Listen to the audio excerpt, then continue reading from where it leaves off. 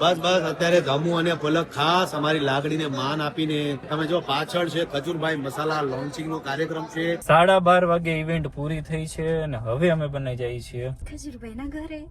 ખજૂરભાઈ ની ગાડી આગળ જાય છે કેમ કે બારડોલીમાં મેં ક્યાંય નથી જોયું. હર હર મહાદેવ. કેમ છો બધા? મજાને મજા હશે. આપનું હાર્દિક સ્વાગત છે મારા નવા વિડીયો નવા વ્લોગ ની અંદર. ભાઈ આજના વ્લોગ ની શરૂઆત છે ને ભાઈ રાજકોટમાં થઈ છે. જે મમ્મીને લઈ ગયો તો ઉજ્જૈન, પછી ના ઘરે આવી ગયો, પછી ને વિડીયો નો એન્ડ આપવાનો ટાઈમ ન રહ્યો, સીધો આવી ગયો તો ડીએનબી થી કામ પતાવીને આજે ભરતભાઈ આવ્યા હે લગ્ન થઈ ગયા પછી. લગ્ન થયા પછી આમાં ફ્રેશનેસ ફીલ થાય. ફ્રેશનેસ ની બારિંગ લાગે. ઉપાધિ થઈ. ઉપાધિ નો પાર નથી ભાઈ, બધા હલવાઈ ગયા હવે યાર. આમ ટૂંકમાં મોજ થી રખડતા કઈ ઉપાધિ હતી બાપુ, હવે બધા ટેન્શન લેવા પડે, ઘરના ટેન્શન આ તે બધું જરૂરી છે.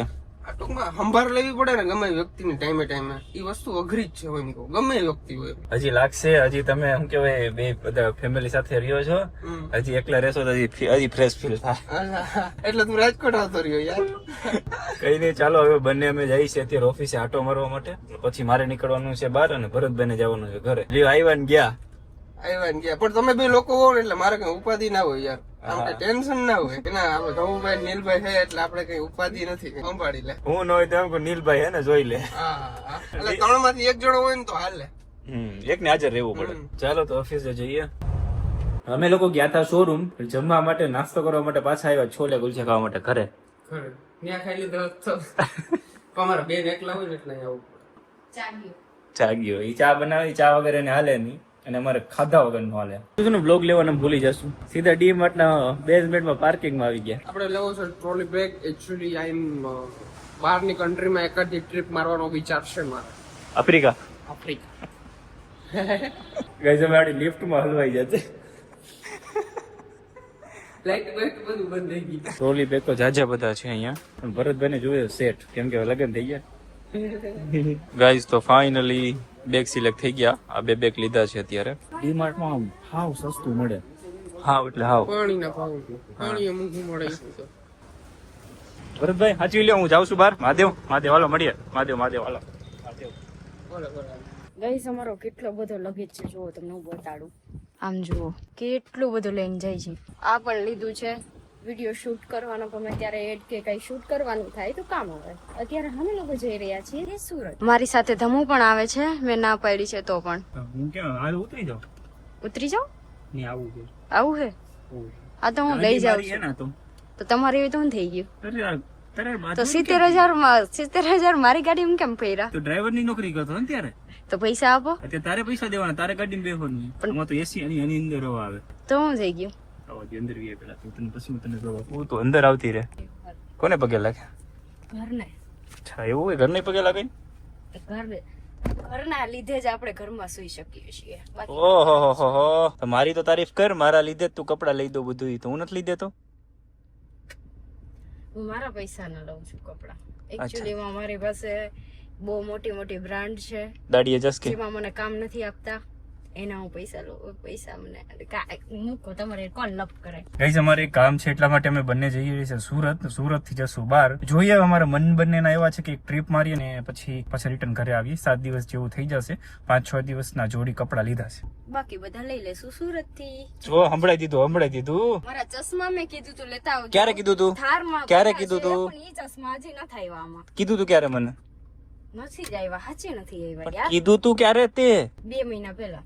1:30 વાગી ગયો ને સુરત જવા નીકળ્યા છે, એટલે 7-8 વાગે તો સુરત પહોંચશું. નાજીન ખાવા જાય સુરત. ઢોસા.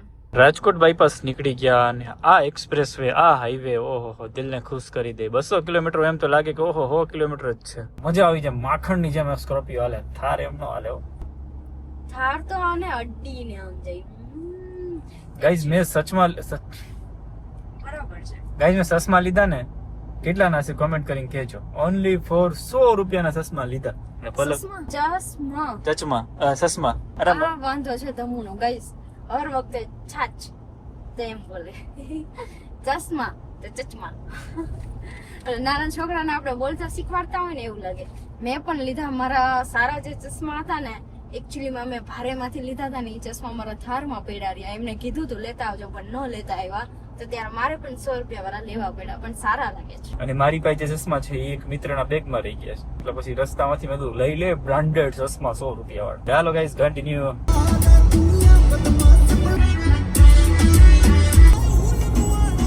સુરત હવે રહ્યું છે 151 કિલોમીટર અને અમે દિલ્હી મુંબઈ કયો કહેવાય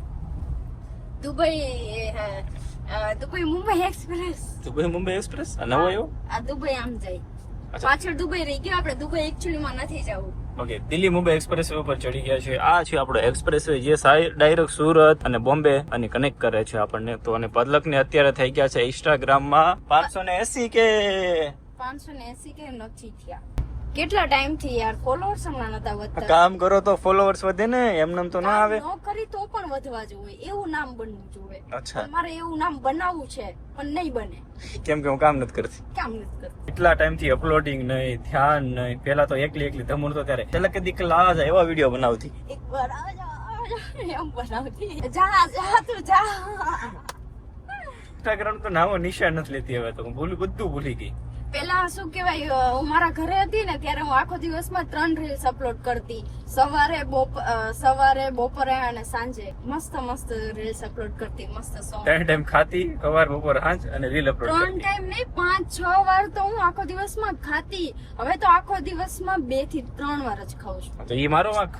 તો કોનો વાંક? કેવા હું માંગે છે? તમે એટલા સારા છો એમ. કેટલું વધારે ખાતી ને કેટલું ઓછું ખાતી કરતી હતી. કેટલા સારા છો. સારો છો? સારા તું કારે કેમ કીધું મને? સારા છો. તું કારે કેમ માય કીધું? પ્રોપર્ટી જેમ આવે એમ કહી શકું. સારી ભાષા. એ લ્યો, એરર આવી ગઈ. રેડ કલર ની એ જો મેમો આપ્યો તરત જ. તો મેમો આવ્યો ને એટલે તમારો વારો. મેમો ના આવે કેમ કે હું ટ્રક ના લાઈન માં હતો, 4 વ્હીલર લાઈન માં હતો. ટ્રક ની સ્પીડ હતી 80 ની સ્પીડ અને 4 વ્હીલ ની છે અહીંયા 100 ઉપર છે. એટલા માટે હું જે લાઈન માં તો હતો, રેડ લાઈટ કેમ આવી? હું જે લાઈન માં રેડ લાઈટ કેમ આવી? રેડ લાઈટ પરણી ગયો એટલે એવી. Okay, thank you. જાઓ તમે વયા જાવ એમ કે તમે નીકળો અહીંયાથી.